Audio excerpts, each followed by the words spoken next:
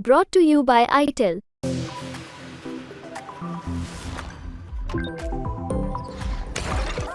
ये पार्टी गद्दार है, ये आपकी गुनहगार है। साथियों, इनका समय पूरा हो गया है। ऐसी सरकार जो रोजगार नहीं देती, जो पढ़ने नहीं देती, ऐसी सरकार को कोई हक नहीं सत्ता में आने का।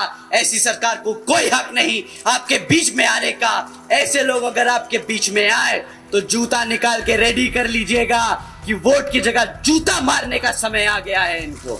जहां बच्चे भूखे रहें, जहां बहन बेटियों पे अत्याचार हो, जहां युवा बेरोजगार हो, जहां जनता फ्री राशन के नाम पे गुलाम बना दी जाए, ऐसी सरकार आतंकवादियों की सरकार होती है। ऐसी सरकार तालिबान अफगानिस्तान में चलाता है। वीडियो में आप बीएसपी के नेशनल कोऑर्डिनेटर और बसपा सुप्रीमो मायावती के भतीजे आकाश आनंद को मंच पर भाषण देते हुए देख सकते हैं।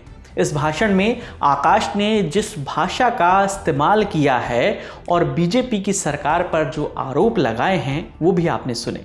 दरअसल बहुजन समाज पार्टी के राष्ट्रीय संयोजक आकाश आनंद उत्तर प्रदेश की सीतापुर लोकसभा सीट पर चुनाव प्रचार करने के लिए पहुंचे थे। 28 अप्रैल को प्रचार के लिए आयोजित जनसभा में वो बोल रहे थे और बोलते बोलते वो काफ़ी कुछ बोल गए। ऐसा बोल गए कि खुद मुसीबत में आ गए। उन्होंने रोष व्यक्त करते हुए बीजेपी की सरकार पर कुछ आरोप लगाए, जिसकी वजह से अब उन पर एफआईआर हो गई है। आकाश आनंद ने पहले अपनी पार्टी के कामों का खूब बखान किया, फिर बीजेपी की 10 साल की सरकार पर सवाल खड़े किए।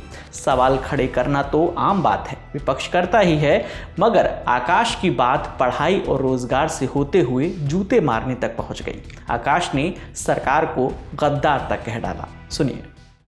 साथियों, भारत की जनता ने इन्हें वोट डाला है, कोई विश्वास करके ही वोट डाला होगा। तो जो विश्वासघात करे उसे क्या कहते हैं? गद्दार कहते हैं, गद्दार। ये पार्टी गद्दार है, ये आपकी गुनहगार है। साथियों, इनका समय पूरा हो गया है।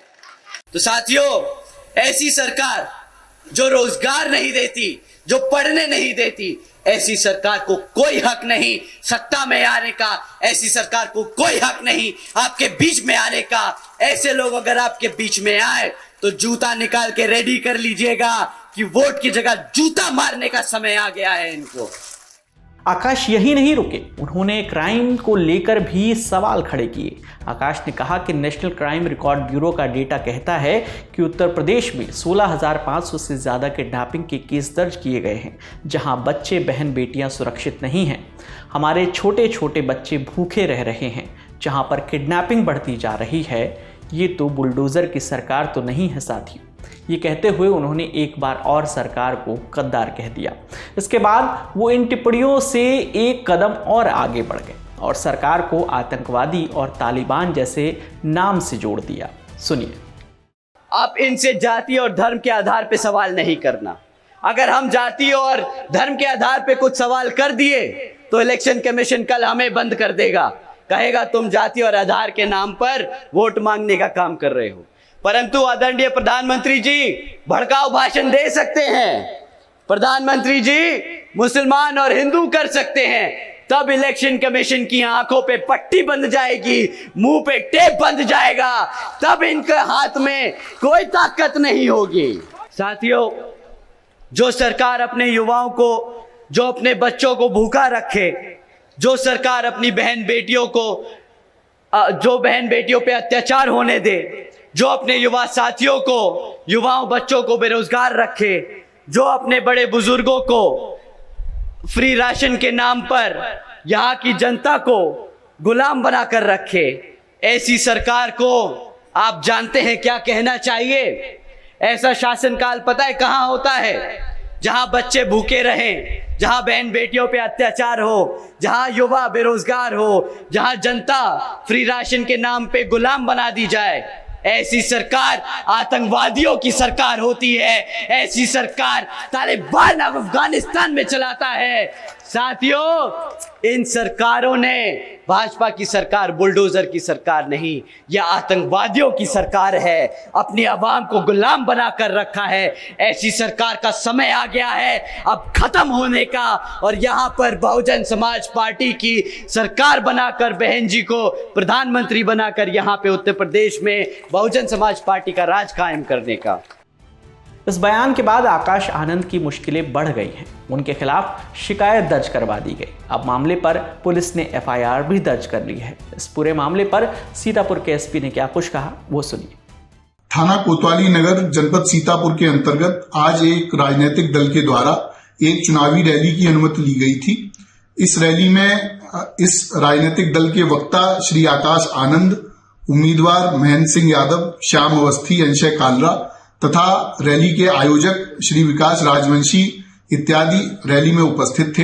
रैली में वक्ता के द्वारा आम जनमानस में हिंसा भड़काने की कोशिश करते हुए असंसदीय भाषा का प्रयोग करते हुए वक्तव्य किया गया, जिसके आधार पर आचार संहिता के उल्लंघन का एक मामला पंजीकृत किया गया है। इसमें धारा 171C, 153B, 188, 505(2) तथा आरपी एक्ट की धारा 125 के अंतर्गत अभियोग पंजीकृत किया गया है। अग्रिम वैधानिक कार्रवाई की जा रही है। बीजेपी की सरकार के ऊपर इतने बड़े बड़े आरोप लगाए गए तो लाजमी था कि बीजेपी से भी रिएक्शन आता, सो आया भी। भारतीय जनता पार्टी के प्रवक्ता राकेश त्रिपाठी ने आकाश आनंद के इस बयान पर प्रतिक्रिया दी है। आकाश आनंद बहुजन समाज पार्टी में नए परिवारवाद का नया अंकुरण है, और इसीलिए वो जानबूझ करके प्रयास कर रहे हैं कि कैसे मीडिया में उनको ज्यादा से ज्यादा सुर्खियां मिल सके। इसीलिए जानबूझ करके रोज कुछ न कुछ विवादित बयान देने का प्रयास कर रहे हैं। लेकिन भारतीय जनता पार्टी के संदर्भ में जिस प्रकार की उन्होंने टिप्पणी की है, इसका खामियाजा उनको निर्वाचन आयोग के द्वारा भी भुगतना पड़ेगा और जनता की अदालत में भी भुगतना पड़ेगा। भारतीय जनता पार्टी के संदर्भ में की गई टिप्पणी उनको बहुत महंगी पड़ेगी।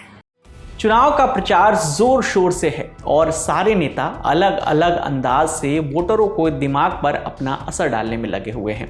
राजनीति में प्रचार करना वाजिब भी है, तभी तो वोट मिलेंगे। लेकिन इस प्रचार की कुछ सीमाएं होती हैं। इन सीमाओं का विवरण चुनाव आयोग की आचार संहिता में मिलता है। ये सीमा अगर किसी ने लांघी तो निर्वाचन आयोग का एक्शन मुश्किल में डाल सकता है। वैसे तो निर्वाचन आयोग ही चुनाव से जुड़ी हर हलचल पर नजर बनाए रखता है, लेकिन फिर जब बात भाषा के संयम की हो तो पुलिस भी बीच में आ सकती है, जैसे इस मामले में आई है। लोकसभा चुनाव में 2 चरणों की वोटिंग पूरी हो चुकी है। अब तीसरे चरण के मतदान होने को हैं। जैसे जैसे वोटिंग के चरण बढ़ते जा रहे हैं, वैसे वैसे बयानों में तीखापन भी बढ़ता जा रहा है। पक्ष हो चाहे विपक्ष, कोई इससे अछूता नहीं है। अब आकाश आनंद ने अपने बयान से सीमाएं लांघी हैं या नहीं, इसका फैसला तो निर्वाचन आयोग और अदालत करेगी। आपका इस पूरे मुद्दे पर क्या सोचना है, आप हमें कमेंट सेक्शन में ज़रूर बताइए। आपके लिए तमाम जानकारी लेकर आए थे हमारे साथी शेख नावेद। मेरा नाम है विकास वर्मा। देखते रहिए द लल्लन टॉप। शुक्रिया।